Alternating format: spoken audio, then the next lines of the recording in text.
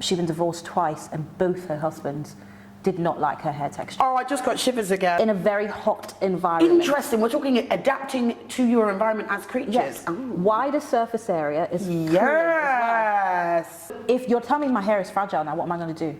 It feels negative. I feel powerless. I was like, And then like, there's another one that means face backwards when you're really angry with him, but this is more so really going back to tradition. Wait. Yes, our hair is designed to break. But knowing that, we now are trying to create tools to be able to mitigate that and to bring it to a place where what is the growth potential of our hair? Because our hair, even though it's designed to break, it doesn't mean it's not designed to grow. Welcome to the Texture Talks podcast. I am your host, Paige Lewin, and today we will be talking about the topic of cultural biases. And I will be talking about this with Rahma Suleiman again. I just feel like every time I need to talk about something deep, I need to bring Rahma on. Of course, you guys should know, I've already done an episode with her about texturism, and there's going to be a similar level of nitty-gritty that we'll be getting into today. So, hello again, Rahma. Thank you for joining me. Hello, Paige. I am so excited for this topic. I feel like mindset is one of those things in hair care that we don't really touch upon as much as we do the actual practical side. Yeah. And I feel like it's the most important. I feel like that's the hardest hurdle I to think get it over. is. Yeah. I think a lot of times we think that the real challenge is like, how can I get these products to work? Or how can I get that length to my back? But sweetheart, why do you want that length? There we go. Right? There we so go. let's talk about it. And that's actually, funny enough, let's start on that. Yes. Where did that come from? Because I don't know whether or not long hair and the obsession that we have with it came from within the black culture. I think it depends on what part of the black culture you're also looking at. Okay. So let's say, for example, I'm West African, Nigerian to be more specific, and even within Nigeria there are subcultures. Yeah. I'm Yoruba to be very specific. Yes. And in the Yoruba culture, a lot of our hairstyles were up, which kind of suited our hair textures. As in, when you say up, was it natural and just out? Natural hair, no, braids, cornrows, and then they were adorned, styled up and adorned with beads. And when you look at a lot of West African cultures, I think there was a photographer that went around and took photos. I remember that. Yes, because there was the you know the style where they use mud. Yes. Yeah, I remember that very well. Yes. So a lot of the styles were quite up. It kind of suited the hair texture itself. So length wasn't necessarily a signifier for beauty. It was more so the intricacy of the style, what the style was saying, what it represented. And I think I've given you some examples, like in Yoruba we have kojusoko, which means face your husband. I was like, and then like there's another one that means face backwards when you're really angry with him, but this is more so really going back to tradition. Wait, so that word, you just say it again. Kojusoko. I'm not going to try That and say means face your husband. What? Okay. Literally, it just basically means, I think it's an indication that you're pleased with him, you're happy with him. Oh, as in like, look at him because it's going well. Everything's going well. Everything's great. And then there's I think there's the alternate one, which is basically looking away from it. Because things have gone wrong. Things have gone Bad wrong. times. Exactly. And then there's styles that represent, periods in your life. If you're getting married, if you're a queen, there's certain styles Which that represent style is that? Tell me. Fair, it's actually shuku, but shuku is very general, but then it's adorned with when you say beads, adorned, is it like jewelry? Beads, jewelry, yes. Okay. So if we're really going really all the way back in tradition, that's what we used to do with our hair, and it wasn't necessarily length, but the intricacy and the style of it. Yeah. I don't know that deep about the hair care in my culture, but from what I've read, even the hairstylists, we have, in Yoruba, we have these things called oriki. Or like nicknames. I don't know if nicknames not really the right word, it's deeper than that. Okay. And praise words that we use for people, like even within the hairstyle community. You guys really, the language is so important, but it's considered. Yes. I think in my culture, I'm Jamaican, right? But I'm heavily westernized, clearly. I think we all are to some Obviously. degree. Yes. And I think the problem is that terminology is important, but it's become important because we haven't taken consideration of it. But you guys seem to really consider. Yoruba people are very, Nigerians in general, we're very tribal, sometimes our detriment, but we're very proud of our culture and our heritage and things like that. And your parents make sure they try their best to instill it in you. But even within the hair care, there's certain names given to hairstylists and styles, and it really does go quite deep. So when you look at that and you look at the history there, intricacy is what it is. I remember on Clubhouse, and I said this to you before, there was someone who, she was American, African American, and obviously the new boom with natural hair and natural hair. Oh, at the beginning of the movement. Yes, and she thought, all the secrets for long hair will be in Africa because it was, kept away from them. Everyone thinks all the secrets for everything is in Africa. Exactly. So she went to Ghana hoping that she would find all the secret oils, ingredients. What kind of, she thinks there's a box that's being like guarded with all the secrets. To be fair, I think, if you're coming from that perspective and that culture, maybe you might feel a lot of times if you can't find it in the West. Exactly, they've skewed the narrative for black people. So I could see where she came from with that.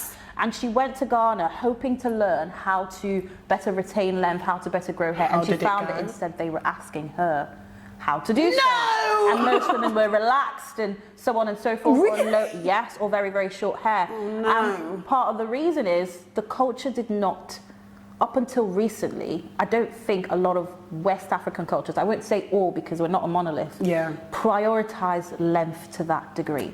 That's good. That's a recent thing. Okay, because I thought where you were going with this is you were going to say that the Western ideals bled. I wouldn't say it was completely Western. I think part of it is. Yeah. But there are certain, if you go, let's say, for example, Chad. Everybody knows of shebe and shebe powder. The women have hair all the way down to their backs because they preserve it. So every culture that I think cherishes long hair, they have things that they use to preserve it. In India, you have Ayurveda, you have certain oils that they've perfected and enriched to suit whatever beauty standards that they have. In Yoruba culture, for example, to create the intricate styles, we have ilaru, which is a specific type of tool that you really can't, unless it's imported, it's not something that's usually made here. It looks like an Afro pick, but it's got usually 3 teeth and it's quite thin and it's particularly created so you could create straight lines with the style. So every culture, you've not heard of an ilaru? No. Oh my God, no. You. Okay, I'll Google it after this. We'll Google it, I'll share it with you. But Please. An ilaru, it's a wooden comb. It's a wooden comb that's fashioned, and even depending on, I think, where you are in the culture or where you are in Nigeria, sometimes it's fashioned very intricate. And what's the purpose of this special comb? To create thin, straight, perfect lines. And that's because that's the beauty ideal, so they create the tools They create the tools and they perfect the tools to be able to meet those beauty ideals. And so when you look in different, like I said, with Chad, you've got the shebe powder, but also their routine with their hair care, it's very low maintenance, very low manipulation, even though their hair texture is quite similar. Chad and Nigeria are not far from each other. So even within Chad, there's subcultures who have different hair ideals. So it feels like, depending on whether you're still in your community, your let's call it, I don't know, the motherland community, right? I think that's something to factor in. Because if you're still in that community, then whatever your beauty standard or ideal is, it will likely still exist and it will still be perpetuated in that community. If you leave and you come here, I think that's where the things start to shift. Exactly. But also, Nigeria is a colony, well, used to be a colony of Great Britain. So, as of recently, especially with the natural hair care boom, there has been that ideal of now people want length.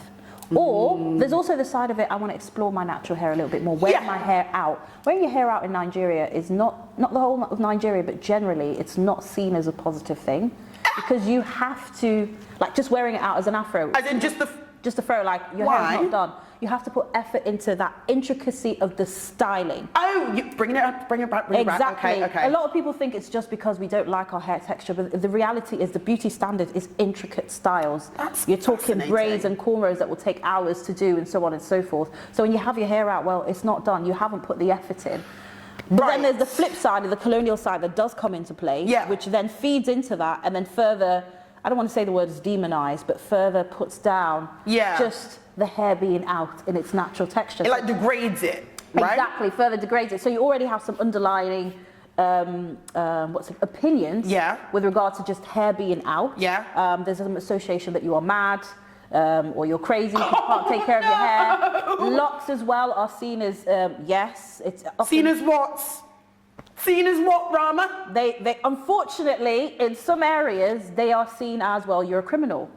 Ow! I'm not lying. Sometimes people with locks in Nigeria do find a lot of difficulty, and I don't think it's all just colonialism. I think part of it is the introduction to locks, and I feel like I find what's the introduction for them then? Western media.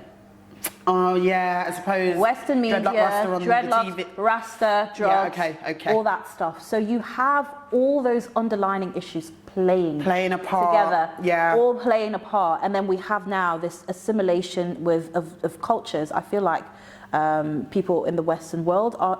I don't know if the word's assimilating, but they're picking up ideas from people in Africa, West Africa, African ideals, and people in Africa are also picking some as we start to integrate in some ways. And yes, there will be clashes. There will be. And misunderstandings. So you're seeing this move from West Africans to, okay, well, I want long hair. What does that look like? Especially when you're in a Western space, then it becomes more amplified. I think part of the problem is you, whether you like it or not, want to be liked. You want to be seen as pretty. You want a boyfriend or husband. Yeah.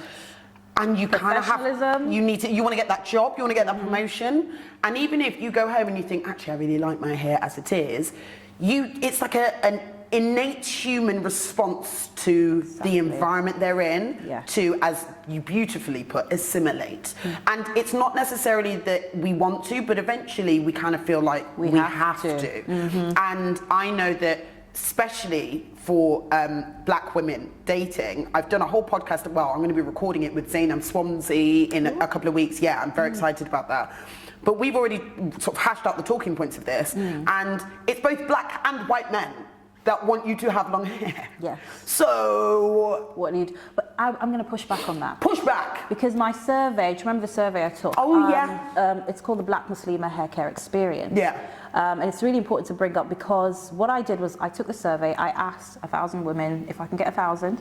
We hit the 1,000. I was like, you got 1,000. Stop being We're over 2,000 now. Right. But I was able to break down country by country. One of the questions I asked were, do you feel any apprehensiveness about showing your spouse or potential spouse your hair? Yeah. Depending on the country, the answer was majority yes or majority no. So which countries were? Well, Nigeria, for example. Yeah. And this is a funny thing because I feel like Nigerian women, we change our styles. Like the only group of women who I know, this is just my own personal experience, where majority they wouldn't care if I had to do a whole shortcut tomorrow. I wouldn't care. There's a lot of cousins I've had who've come over. You say Nigerian women? Nigerian women. They don't business. They don't really. Whatever I want, I'm going to do it. But my cousin who's just came over, and I know, and I have quite a few family members who've came over. Yeah. They've just cut their hair because they couldn't find anyone to do it. So I shaved it off. I get it. Exactly. They didn't feel like, oh well, I look less pretty or less. They weren't even thinking about what XYZ. They were just thinking logically, well, I can't find someone who's going to do it the way I want, so I'm just going to rock a low cut, colour it, whatever, and do what I want. So there was no issue. So when I looked there on the West Africa side, most women were like, no. Okay. But USA, UK, a higher percentage of. There was a huge anxiety, and it's not very little, a huge anxiety of it. Someone had said she'd been divorced twice, and both her husbands did not like her hair texture. Oh, I just got shivers again. Oh no, please don't tell me that's true. It's quite, unfortunately, there's a lot of women who feel that apprehension, and as Muslim women, sometimes, I had a friend who said to me, and I didn't know this, and maybe partly because being a Nigerian woman in my culture, hair is important, but hair is not like end all and be all everything. It's not the end. There's other it's things not something that a lot of women think about in that degree, unless you have, I guess, hair care issues or like me. Not everyone's obsessed with hair. I got it too. I'm obsessed with hair. I was like, okay. But it's just to hear them say things like you know, I don't know if they're going to like it. I compare my hair to this other person. Another friend of mine said, well, when you meet someone for the first time, talk about your hair first. I was like, why? Why would that be relevant? And she was like, you'll see a lot of women are going to say the minute they mention this is their hair texture, there's some men who back out. And I was like, what? Okay, so just keep... Yeah. Shook. So obviously you guys covered, right? You're covered. Yes. So I imagine that's why. Because for me, it's not a conversation because you see it. You can see it. You know what's there. Yes. But that's probably why, because they'll be wondering what my hair looks like. What your hair looks like. But then if you bring it up, is there an environment where like it should sit down? Like, can that happen where it's like, oh, that's not my preference? Some women have just said, yeah, it did. And I was shocked when I heard that.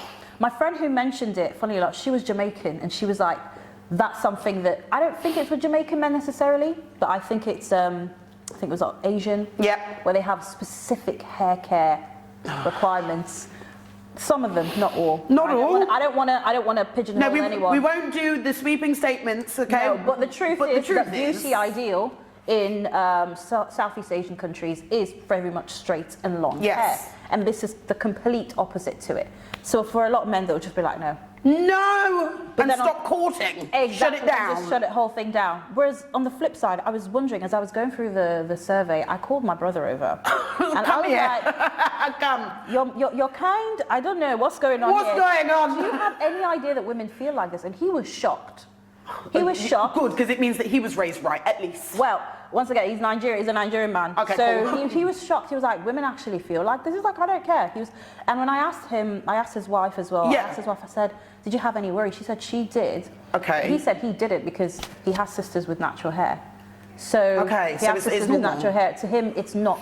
So I think also what the men see as the beauty standards with women around them also influences them to a great degree. I think we often think it's just the men whose ideals are coming through, but boys look at their mothers. Yeah. They look at their sisters. Yeah. They look at the women around them. So he was like, so realistically, I think it also stems from what has that little black boy seen as pretty? What has his mum showed? Has his mum been in a wig? Yes. The whole time? The whole time.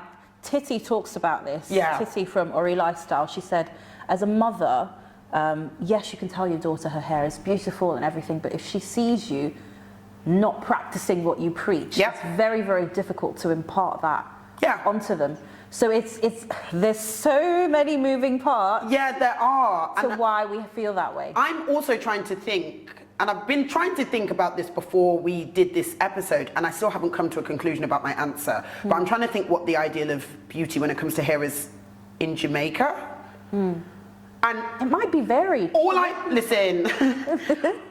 I know is they love the colours, they love the weaves, but it's not actually the end all and be all. Yeah. I would say the end all and be all is like short buzz cuts, bright colours, tracks on the side, designs with the clippers. Intricacy. It's intricacy, isn't it? And then they might put like a piece in the front and tongue it. But when I think about it, I don't think we're that het up about hair. Yeah. Actually, now I think it's the creativity. Yes. It's having like a piece of weave that's like a peacock feather at the front, and it's got the colours that match the dress and the shoe them. Like that's what it is. It's intricate. You're 100% right from the revelations. I told you, don't talk to ramen over you because it sends you in the sunken place immediately. But you've really started to think deep. But that's what I found with a lot of cultures, well, from what I've seen, a lot of cultures with majority type 4 hair texture, it's about the intricacy of the style. I mean, let's say if we go to African Americans, the finger waves, the intricacy of finger waves. I know we talk about it in the 80s, but the way that a lot of African Americans did it, braiding and braiding with extensions and the styles and there's a lot of creativity. The hair has to be adorned in a certain way. Yeah. And you can find that across a lot of cultures with really tightly coiled hair. And so seeing that and understanding that versus comparing it with cultures that prioritize the length of the hair, you'll find that their practices prioritize length. So that then now clashes when we're now in an era. Yeah. I feel like this is very new. Growing type 4 hair, very tightly coiled type 4 hair, across the board, very long, I still think is a slightly new thing. It feels, might be an unpopular opinion, drag me if you want to, I don't care. But I believe it's largely genetics. I do. When I see, and all the hair care brands are going to probably cancel me, okay? But I do. I think when I see somebody that say, like Titi's hair, anytime. Yes. Prime example. Beautiful. It's I think similar to raising a child, the nature-nurture argument. Is it the genes from the mum, or is it the school that they went to and the kids they were around? And I think a lot of it, just like with kids, is a lot about who you are in your blood, and then you can make it better on top with the the environment. But if you aren't born with the genetic disposition to grow lengthy hair, then it doesn't matter what growth oil you buy. There's some truth to that. There's some truth, and then there's also the cultural bias side. The truth to that is without conditioner, without moisturizers or modern tools or modern modern hair care, modern assistance or assistance. In any way. If it's traditional. Imagine it's just you back in the caveman days. It's just exactly. you. Just all you do is wash your hair. Yeah. Tight full hair, tightly coiled hair, and I learned this from Anita, and this is the first thing she said in one of the webinars, is it was designed to break. At every bend, because it has a lot of bends, at every bend is a weak point. I'm so shocked. So it was designed to break. And when you look at, I always think a lot of us are close to the equator. When you're in a very, very hot country, the last thing you need is hair all the way down in a very hot environment. Interesting. We're talking adapting to your environment as creatures. Yes. Wider surface area is cooling as well. So it's not on your shoulders, it's wide surface area. The hair is very light as well. Oh my God. So it's not heavy, it's not, so on the So we've been side, created for where we were supposed to be. hypothetically, yes, that's my hypothesis. No, I think that's so smart. I'm sat here like, I wish I actually paid attention in science and in history, because that's valid. But then we obviously, for a better life, we migrate. Yes. And in our heads, it's like, I don't know if we even technically were supposed to be here. So our hair isn't necessarily created for the British weather. Yes. Because we shouldn't be in Britain. We should be in Jamaica or we should be in Africa. Yes. Shook. So the genetic side of it is partly that. It's that our hair, if you also look at the styling, that they go upwards instead of downwards. Stop. So too much knowledge. When you look at everything, it makes look across sense. the board, it shifts and it fluctuates. Now, obviously, remember, there's always influence. Let's say, for example, when I mentioned Chad, which is also very close to the equator. Yeah. There's I know there's a lot of Fulani cultures all around, and Fulani people are nomadic. Yeah. They have moved around the whole of Africa. So there is migration and there is integration and there is a lot of other influences. So I wouldn't say just all countries by the equator. Yeah. You still need to factor in the fact that people have assimilated and moved around and brought different practices. So by design, our hair is meant to break. However, every time you say that, you shouldn't, because understanding, Anita said, understanding that is the key to unlocking length retention. If length retention is your goal. Okay. Why is that the key? Because then you handle your hair differently. Okay. You understand, okay, right, I need to put things in place to mitigate the breakage. From how I handle it has to be very gentle. I'm very heavy-handed. But this is the thing with our culture, we look at hair, it looks very strong. There's this cultural idea that Afro hair is very, very strong. Or if we're going to take it there, back in Jamaica, tough. Tough, strong, tougher than Nigerian hair. Who is it? Lil Wayne, who said something like that. Yes, tougher than Nigerian hair. Now when I look back at that, we always say our hair is tough, it's hard. Yeah, that's so another one. That's the misconception, because then now when you understand it was designed to break, you're going to look at it very differently. Yeah. This hair is quite fragile. I have to take very good care. I have to be gentle with it. If I want to retain it, my practices have to be very different. The way I comb it has to be different.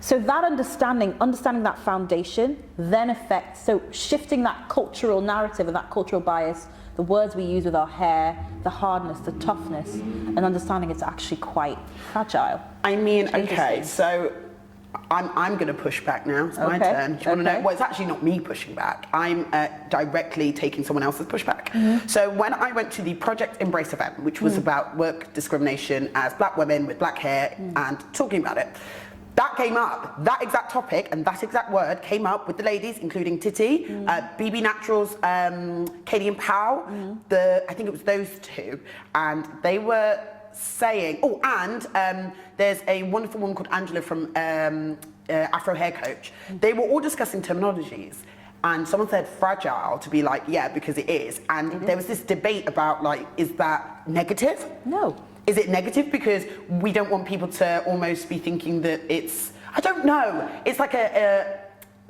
we can't really touch it, or we can't really this. And we would say, I quite openly said, I quite like it because I've spent years of people saying picky, tough, rough, this.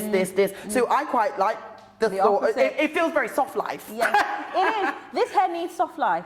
This hair is not for the rough and tough and the hard life. No. It isn't. And the truth is, do you know what? I feel like the fragile feels negative if you don't have the information to be able to know how to manage that with your goal of length. Yeah. So if you're telling me my hair is fragile now, what am I going to do? It feels negative. I feel powerless.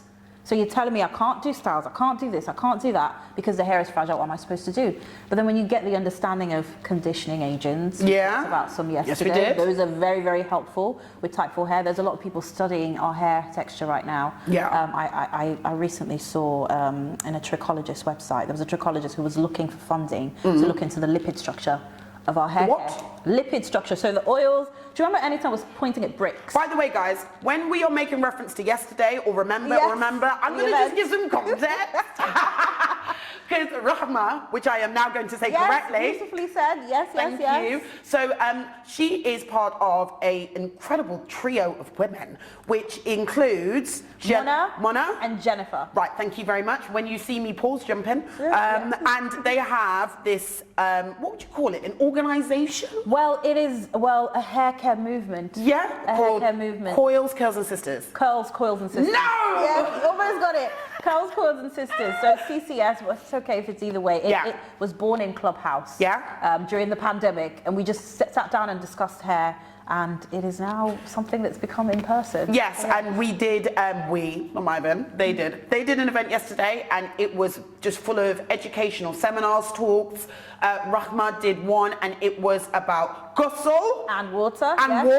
Yes. Listen, the ghusl thing shook me to my very core, because I'm thinking to myself, is it 3 times you have to wash your hair? Well, to be fair, ghusl is something that you only do when you're either intimate with your spouse, both men and women, or at the end of your periods as a woman. But you have to wash your hair when you do it. Your hair needs to be wet. Your scalp needs to be wet. And some people feel like it's the whole entire hair that needs to be wet. Yes. So you could do it as often as once a month. Yeah. Or you could do it as often as once a week, or if you're very intimate with your spouse. You might do it. I was sat there like, I don't want to talk out my business because I know Mum's watching, but I'm sat there like, I don't know. I don't know about that. The truth is, then you do it at the end, both the man and the woman, they do it at the end of every single time. But it doesn't have to be this is where cultural bias feeds into everything, even within our religion. This is where some people say things like, well, then locks are not allowed, braids are not allowed, cornrows are not allowed. Who says that? Well, there's some people unfortunately, within the religion who don't have cultural knowledge, the Muslim community, who don't have, unfortunately, the knowledge of braids, locks. They don't have any knowledge of it whatsoever. So what they say you can't So they go in the side of, well, your hair needs to be wet, and having it in tight braids means that won't be possible. But it's funny because the religious text says the opposite. When you delve into it, there is a particular, we say hadith, so there's a Quran which focuses more on the spiritual side. Hair is not a priority necessarily, it's more spirituality. And there's a context that goes around it, which is the hadith. Okay. And the hadith is like a chain of narration that's very, very tight. So if someone says something, another person has to say the same exact thing. If someone's known to be a liar, then it's just discounted. So it's a very, very tight chain of evidence. And in one of the hadiths, a woman had come to the Prophet ﷺ, which is our Muslim prophet in Islam, and she'd said, I have very tightly braided hair. That's the exact quote. Do I need to undo them to perform ghusl? Yeah. And he said, no, it's sufficient for you to throw 3 handfuls of water over your There you head. go, done. So but if you don't look for it, you won't know. Yes, well, that's why. And because hair is not a priority. Yes. A lot of those people who are well-renowned people in the Muslim community, unfortunately, they don't look into it because it's not a priority. So they don't know. So they just go by the logic of, well, your hair has to be wet, so. Well, that's why that event and your movement is so important, because I was sat there and I learned so much. And I just feel like those types of movements that we need to lift up. Yeah. Right? So the point of me highlighting that is basically, if we make reference to yesterday, that's where I was. Yes, that's where it came from. I was. So obviously when we're talking about understanding how we're supposed to, one second, what were we talking about? We were talking about Anytime, yes, and we talk about lipid structure of hair. Okay, cool. That question. So now we take it right back, let's circle back. We were talking about the lipid structure, right? Yes. Yes, and Enitan's seminar was I missed it, I had to go, so please, just explain to me what that entails. So basically, it's think about it like the oils that hold the structure of your hair together, the proteins together and stuff. The bonds? The bonds, yes. So if you think of like a brick building, you see like the cement and stuff in between it that holds everything in place and all that jazz. So it's a lipid structure, or also it could be the oils and the stuff that comes out of your scalp. Okay. Lipid means fats, basically. So anything with fatty or oils or something like that, yes. But with our hair texture, we also know that we produce sebum, but it doesn't go all the way down. I did learn that. I know so that people now. are looking into it and studying it. So I think the point I was trying to make in that reference is people are now studying our hair, and we are now refining because now the goal is length. The cultural goal for a lot of people is length. We are now refining it scientifically. We're creating tools to be able to meet that. So I think the point I was trying to make initially was it is new. So it's something that we all now want to do. So the genetic side is, yes, our hair is designed to break. But knowing that, we now are trying to create tools to be able to mitigate that and to bring it to a place where what is the growth potential of our hair? Because our hair, even though it's designed to break, it doesn't mean it's not designed to grow. It grows. That is a soundbite and a half. Exactly. So it still grows. But do we know the full potential of that growth? So where you said the nature part's important, yes, the genetic plays a part, but well, with technology and everything else, do we really know the potential? I have seen people, I mean, you saw Anita. Yeah. She was saying that, she said her segment, she said she'd never seen a Yoruba woman with hair all the way down to her back, so she didn't think it was possible. Yeah. She's now a Yoruba woman. With hair down to her back. Who's grown waist-length hair 3 times. Relax, text-lax, and natural. From start to finish. Maybe it is possible. So I'm not saying we're not capable. What I'm saying is with what we have now, with that shift, with the tools that we're creating to accommodate it, do we actually know the full potential of the growth? You see, I think it's also about giving your hair what it needs. And when you do that and you listen to your hair, you don't force... Based on what you also want it to do. Yes, right? You don't. So, okay, let me explain what I'm trying to basically gibber out.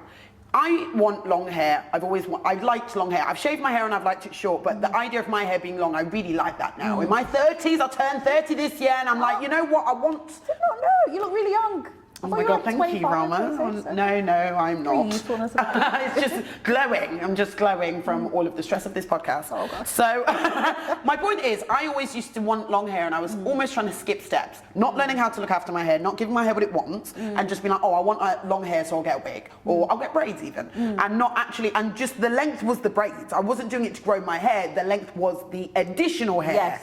But I now have locks, and I'm like, so if I just give my hair what it wants, leave it alone, leave it in its natural form, I can have the hair I've dreamt of since I was a child, and my hair is growing like wildfire, and it's because it's almost like me and my hair had a chat and we compromised. Whereas like, you want length? Okay, cool, stop with these wigs, please.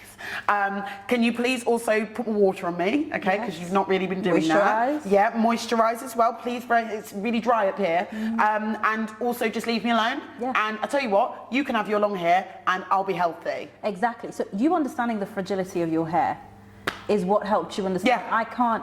And a lot of women, I feel like, especially on their hair journeys, and anytime I'm saying this, a lot of women, when it comes to alopecia, they only acknowledge it too late. Because there's that cultural bias of my hair is strong. There's also, I feel, more beauty or aesthetic demands on our hair. There's a lot more aesthetic demands on our hair. So we want it to not just be able to do locks. We want to switch from locks to straight hair, to cornrows, to this, and we're very impatient. Any race of women who switches at that rate, whether she has strong, straight hair, this is very valid. It will damage it if you're going really quickly. And colouring it whilst you do it. Exactly, gluing the wigs down, everything. So we have this idea that our hair should be, at the back of our mind, I think there's this underlying idea that our hair should be able to take it. It's the tough thing, I think. Exactly, I see a lot of other women do it, but understanding that fragility helps you understand, oh, hold on. If my goal is to retain as much of this hair as possible. That's so true.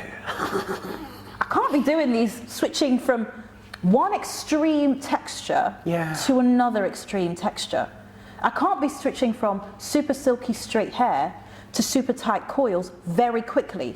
And frequently, man. And frequently, because even if a woman with straight hair was to do that, I've seen people with very straight hair trying to get afro coil hair. It takes a long time. They wrap it around, like they do very tiny Bantu knots, very, very tiny Bantu knots. They've got to leave that in, they've got to tease it, they've got to imagine the level of damage their hair would go through to be able to shift textures to that degree. I've realised the mindset thing again has genuinely had me thinking the way I have treated my hair up until literally my 29th year on the planet was because I always thought it was tough and hard. Yeah. Because I was told it was tough and hard by my like Jamaican family, and like that was the terminology that they'd heard. Yeah. That was it's just what we did. So I internalized that, and as a result, I treated it terribly. I'd bleach it after bleach after bleach. I'd relax after relax. I would put it into braids and then kind of like just rip it out. I didn't really take time when I actually took the braids out. Yep. Swap out the styles regularly, even with the wigs, rip them off and be like, oh, it's fine because my head can handle it. Yeah. That's crazy. But you noticing the fragility now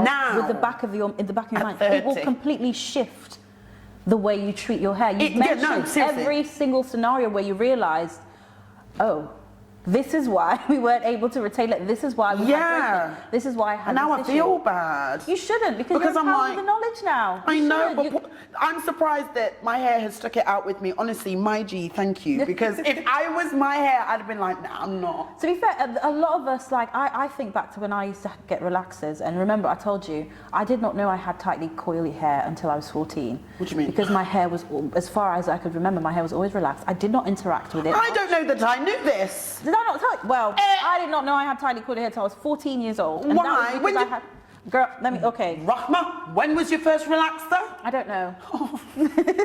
I don't know. And even if it wasn't really young, I never really interacted with my hair because the only thing I ever did was take my braids down, and then it was usually my mom who took care of my hair. Okay. Whoever was doing my hair did my hair, and the experience was traumatic. I remember picking scabs out after every relaxer session. I remember that. I remember them saying, your hair is very strong. So that's why we got to leave the relaxer in a little bit more. Until it burns a little bit. Yes, until it burns a little bit. I remember all those things, and I remember having to stand over the bathtub and like bend. Can I just check as well? This happened back in Africa. I'm Nigerian. It happens in Nigeria. I lived in Kuwait. It's similar. Everything like interesting. Relaxers really had a hold. I think they still do to some degree, but I still feel like we're a little bit more fluid with it. So then this was your life until you were 14? And the only reason I knew I had tightly coily hair was because I moved. It's weird, I should have had new growth, but I just did not interact with my hair to that level that. So did someone always do your hair? Someone always did my hair. All I ever did was take it down from braids. Are you one of those like secret princesses? No, someone always did it was usually my mom's friends, people would come over, but because I was always told my hair is very strong, so they have to get the extra strong. The super. Yes, so there was that idea that my hair is so thick, it's so tough, and I don't even know how my hair went through all the scabbing. After every relaxer, I had a scab. I did, and I remember if you only had one, it'd be like, well done. Oh, there was exactly. Like you killed that relaxer. Like all around up here, the edges, it was like scab. And the fact that my hair was, I don't have like major alopecia, I have some issues. But I know, me and you both. That's why I said like we need to go after this, just sit in a dark room and be like, just thank you for being here for me. But holding on to all of that, holding me down from a very young age. And so when I moved away from home, my mum was going to join us later on, but we'd moved to, it's England. Yeah. Yes, it was England. When we moved to England, and my mum was finishing off with work, and then she was going to come down. Then I had to deal with my own hair because I was living with my dad and my brother, and the last time my dad tried to comb my hair, I love my daddy. How did that go? He was trying, and he was doing it was just, you know, he was like comb it and then do whatever it needs to be done. So I was like, no, I'm not asking it. That will never happen again. And then I tried to put a comb through my hair, and it got stuck. And I was like, what is this? That's happened. You know when you pull it out and there's prongs, there's teeth missing. Exactly. The comb broke. Several comb brokes. Several comb brokes. Yes. And I started crying. Oh no, you're like, what's happening? What is happening? I was like, what is this texture? What is this hair? I was completely and utterly shocked. I felt deceived. I was like, what is, I could not understand what was going on. And back in those days, Google wasn't popping like that. We had fake key accounts. Like, I Googled, like, what's going on with black hair? Like, I would wait I'm days. Scared. I would wait and reserve books in the library and wait days. I remember the reservation process. Yes, just so you can understand, sat there like any day I'd walk now. like 20 minutes to the library to go and grab my reservation once it came. Oh, I'd check every time I'd go there.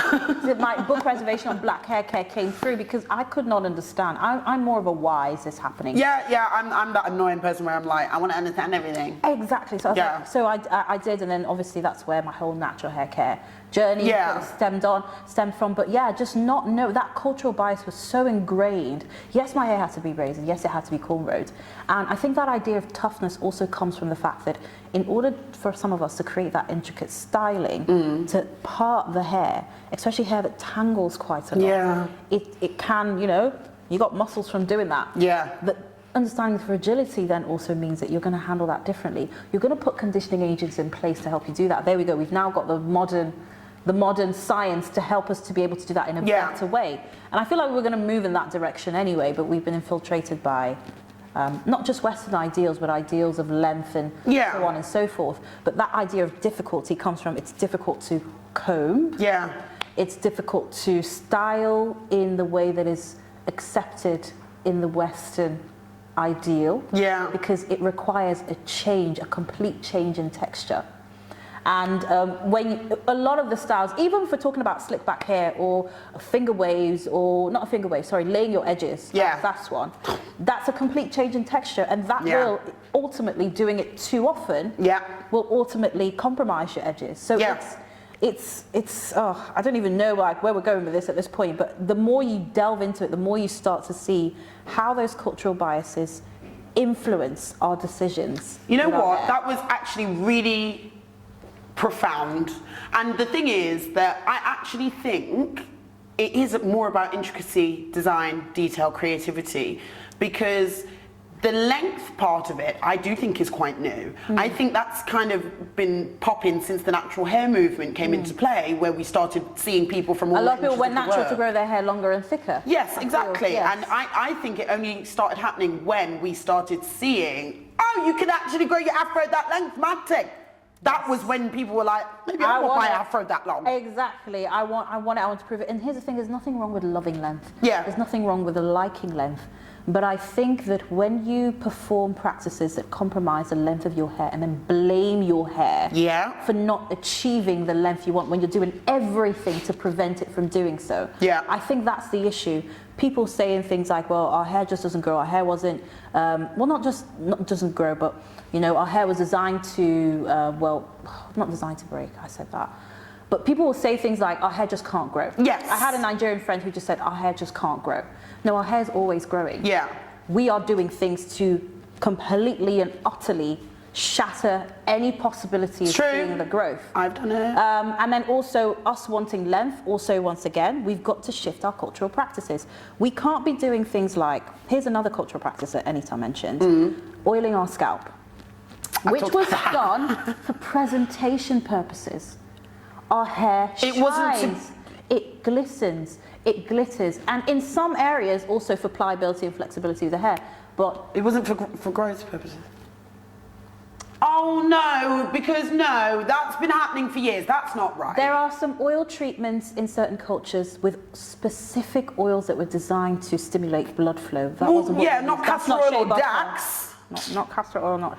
I'm sorry, people who do castor oil for growth, I apologise. People. I did. I grew up in that, I thought that was... I thought Jamaican black castor oil... Yeah, with the red lid, and it was... Yes, now, what I'm going to say, because length is new, maybe there'll be some scientific study that shows that maybe there's something in it that might help. But the reality is, it is a thick, volatile oil, like very thick. You're rubbing fragile edges with that. It makes sense theoretically. Every time I have these conversations with somebody that actually knows what they're talking about, unlike me, it does make logical sense when you say it and you break it down. But I think tradition and habit are sometimes much stronger than common sense. Yes, sometimes, yes. Because if you sit and discuss it, you're like, yeah. But then you'll still, every other day, you'll be sat watching TV like, let me get the comb. Like, let me just sit and pop my hair up whilst I'm watching this film for growth. Exactly. And it's like those things, the oils that we were applying, and Anita said a lot of times it was oils that were around us because if you take it, let's say African Americans, for example, the oils that like the grease, they say grease your scalp. I hate that word, but yeah. But if you look at the history, what did they have access to back then, and how did that feed through the culture further down? So it was more so to make the hair shiny. It was for presentation purposes. Okay. Our hair already naturally produces its own sebum. Yeah. When you understand the science of that, applying oils it's like, I guess with your skin, if you're always oiling it, it really messes up the balance of it. So your hair doesn't know, okay, when and then you feel greasy and it sits on the top of your skin and you're or your itching. skin doesn't produce it as much. Yeah, or it true. encourages Good growth. analogy. Malaesthesia, yeast, dandruff is something we all talk about. That yeast is already existing, or the fungus is already existing in our hair. That's so disgusting. But that stuff will eat oil like, yes, give me more. And this is where you're going to get more incidents please stop talking. You know I don't like of it. dandruff. You know I don't like talking about the yeast. Sorry. And I'm sat here like... It's part of what we have. I know. So it's now we're messing up the sebum production Yeah. of our scalp. And then it's also, that's already a problem because it doesn't go all the way down if you have very tightly coiled hair. And so we're doing all these practices which we didn't understand, because now the shift is length. We need to understand that that was for presentation purposes. Yeah. There are oils, once again, specific oils that you can use that stimulate blood flow as Do you a know treatment. any? Yes. Not asking for a friend. Trying to think of off the top of my head now. Okay, not an oil. Okay, but It's an oil. It's oil based. It's an oil blend, Ayurvedic oil blend, and I'm going to reference Anita again because I don't want to give people something that every oil. And I learned this on Titi's course. And by the way, if you hear me mention Titi and Anita, I don't think we've mentioned who they are. If people don't know who they are, you mentioned Ori Lifestyle at the beginning. Yes, and Anita hair coach, who's I tell you what, anthropologist. on your on the website page for this episode, I will put some resources that we make reference to. Exactly. And so Anita's created an Ayurvedic oil blend. She calls it a deep follicle treatment, not a hair growth oil. Yeah, because she knows what she's talking about. What it does is it encourages that blood flow, but also encourages the follicle to expand. So the follicle expands, you have, the hair will grow thicker, or you'll have more hairs growing out of that pore, which helps the hair to, the growth is determined by you, but then it encourages the hair to, I guess, grow thicker, if that makes sense. Interesting. So instead of getting the castor oil or the Dax, you would buy that. Something that's perfectly blended, and every oil is not created equally. So even olive oil from one place to another is different. So Titi's olive oil is called, what's it called? It's Lucino olive oil. It's from one farm in Italy. It is fancy. She's a luxury hair care brand. Whereas most oils sometimes are a blend from different places. The quality of the extraction affects it. So a lot of people might think, I'm getting this oil, everything's fine, but here's a good one. There's a lot of like Afro hair care shops. When you go in and you see this oil, and let's say for example I wanted almond oil or peppermint oil, and I picked it up and it's this glass bottle. Of just Read oil. the back of it, and you'll find that it's actually a blend of peppermint and some carrier oil. So it's not just the raw pure, oil. It's not raw or pure. So always double check. Or knowing the difference between why should it be cold pressed or not cold pressed. So we can't. I don't know what that means. I'm sorry. I can't. I have to stop you. I can't go in too much in detail. I don't think I know that much detail. But cold pressed, like say for example, coconut oil. It's to do with, I guess, the preservation process of it and how. Is that why the coconut oil looks crazy when you leave it, and then all of a sudden it just turns into like butter? I guess it also. I don't know much about it being put. I know the cold press is better. That's all I know. But I do know that it's. I think it's something to do with preservation and so. Cool. And also maintain the quality of it. And also not blending it with other oils also means it's more potent. And there's so much that goes into. You actually have to really know how to formulate with oils. A lot of people just mix and match whatever they got from different stores without really thoroughly understanding. Naturally High is another great person who I always love mentioning these women because they were, to me, there's a lot of women who are studying different strands of haircare to dismantle a lot of the cultural biases we have with it. And Naturally High went through the different types of oils down to their chemical structure. There's certain oils that are great for detangling. Rapeseed, oh gosh, you're gonna get the first public announcement. Oh, scoop! But Anita taught us this in a webinar. Rapeseed oil, oh my God, £3 in Tesco. £3 in Tesco. I think I've seen it in the World Food Aisle. Rapeseed oil is, oh my God, detangling. It's got a high ceramide. Wait, for the hair? For the hair. It's got a high ceramide concentration, which really just, when I use it to detangle my hair, I mix it with a silicone-based conditioner, Tresemme, moisture rich. Like a ratio of 1:1 sometimes. And oh my God, if my hair is very tangled and I just use that, I wash it off right afterwards, within an hour or two. But the detangling, like the shed hair just slips out and it remains detangled. It does not feel like hard and crunchy afterwards. But this is where the science then meets the need. Right? Which is the detangling. So when we're thinking about cultural bias, we need to also look at when we want a certain goal, and this was something that always came up yesterday at the hair care event. Define your goal. If your goal is length, don't just latch on to the culture or the trend. There's a social media culture now with hair care of any trend that comes up, I'm going to pick it up. Someone was sending me a rosemary oil. There's people using rosemary. It's the big thing. Yeah, I've seen it. It's trending all of a sudden. Like it's just popped up yesterday. Because there was a study that said, but do you know the amount? Do you know how often you're supposed to use These it? girls, listen, they're like... Exactly, it's just rosemary oil that does it. Do you know the amount you're supposed to add? No, they don't. Do you know if there are any health things you should be aware of? No. I know there's certain essential oils that will induce a woman to labour. There's certain essential oils... you? Yeah. When I was doing henna, we mix it with essential oils, and I was reading like, it was either tea tree oil, peppermint oil. Don't use it on a pregnant woman. Don't. Because it can induce, the baby can just... It can encourage or induce. So there's certain essential oils, you just got to be aware of what you're mixing and why you are. No, we're not doing enough research. What are the mitigations? So anytime you see any social media trend, ask yourself how much you're supposed to add. What is it in this thing that will actually help with growth? How will it help with growth? So rosemary oil, great. There was a study that showed they applied they actually mixed it with certain things, or they tried it on a certain group of people, or they put it on for a certain amount of time. Hot oil treatments or oil treatments, for example. I learnt from Naturally High, if you're going to do a coconut oil treatment, the study showed that I think you had to leave it on for either overnight. It was either something about 11 to 24 hours for it to actually do the job that you want it to do. Do you know how long you're supposed to leave it on for? No, Rahma, you know I don't. And so it's like... You know I don't. Our cultural biases, and when we get wrapped into the social media cultural bias, because that's one we don't really talk about, as we're learning about hair care, I say to you, we're in an enlightenment era. With any scientific finding, you look at it, people experiment. Yeah. We are experimenting because we've not had the chance to be able to do that in a lot of our cultures, in the Western spaces or the colonized spaces that we are. So everybody's experimenting with Which is absolutely fine. We just need to, I think, when we are experimenting, do a bit more research and have a bit more patience because I've been there, guys. Don't worry, I'm not dragging you. And I've ran to do something. You know when you have an idea in the morning and by 12 p.m. you're in Superdrug and by 5 p.m. you've already gotten it wrong?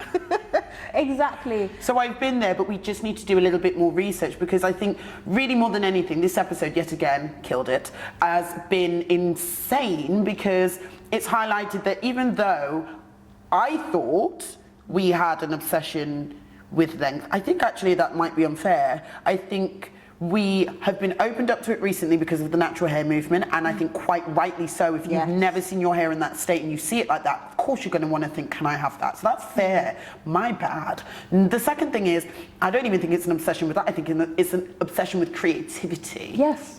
Because that's already a natural part of our culture. Correct. We love the creativity, and we think of all the things we're going to do when our hair is really long. Yeah, we do because we want to do things with it. Yeah. So there's people out there, I'm gonna just say people, where I know that they have straight hair and they're like, never dyed it, never this, never that. They just have straight hair to have straight hair. It just sits there every day, keeping them warm. And I just think, you know what, no.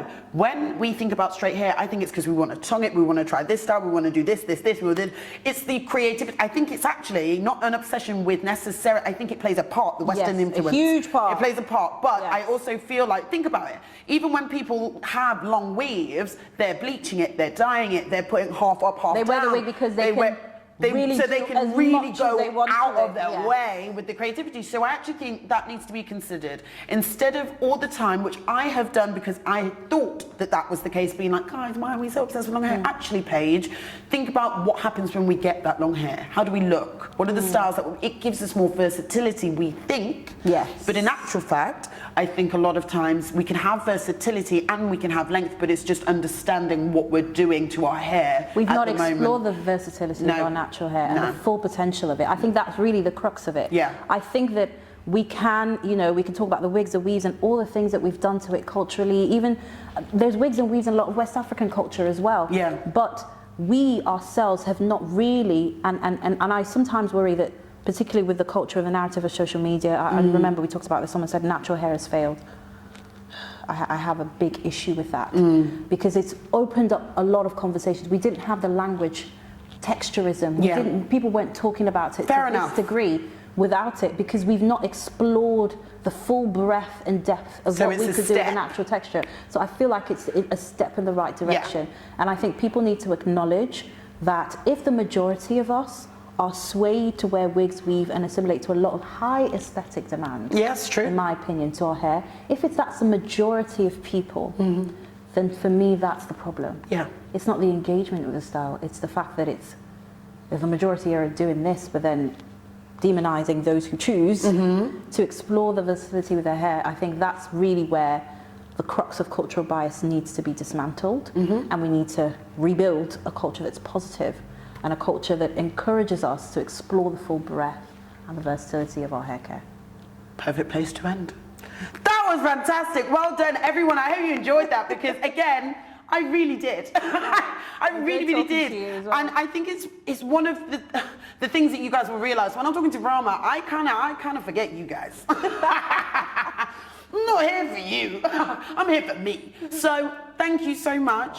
And if I can get you on like every season, maybe 2 to 3 episodes, like commission you for at least 3 a season, then I know that I will have done my job. Pay my trip from Liverpool here, and I will be here. Yes, Saturday or school holiday. Don't worry, I'm gonna get someone to sponsor them. I'm gonna get a hijabi brand, be like, look, sis. There's some great hijabi brands out there. Yeah, exactly. I'm coming, yes, so that we can sponsor these Liverpool trips, because Liverpool's actually really far. If you're not in the UK, it's actually very far. So thank you so much. I've thoroughly enjoyed this. I hope you guys have too. And of course, I know we will be speaking again soon, because I've decided to do weekly. So I hope everyone's enjoying that. Well, I'm excited for every single episode you have. And honestly, what you're doing, it's part of shifting that cultural narrative. And I think it's very, very, very important. Mindset, shifting the way we think, really is the way to go. Thank you. Yes, Thank you so much. Just trying to do my bit. You are. In the meantime, tighten your bonnet. Yes. Oil your scalps with the correct oils. And rinse it off afterwards. Please. And protect your edges. Yes. And I will speak to you soon. Bye-bye.